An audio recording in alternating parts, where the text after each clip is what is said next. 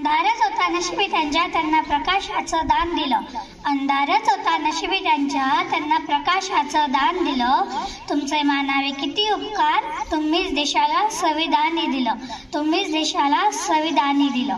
समतेचा बंधुतेचा मार्ग दाखवणारे मार्गदर्शक, भारतीय राज्यघटनेचे शिल्पकार, भारतरत्न डॉक्टर बाबासाहेब आंबेडकर यांची आज जयंती. मित्रांनो, त्यांची जयंती आपण दरवर्षी मोठ्या समारंभाने, उत्साहाने व आदराने साजरी करतो.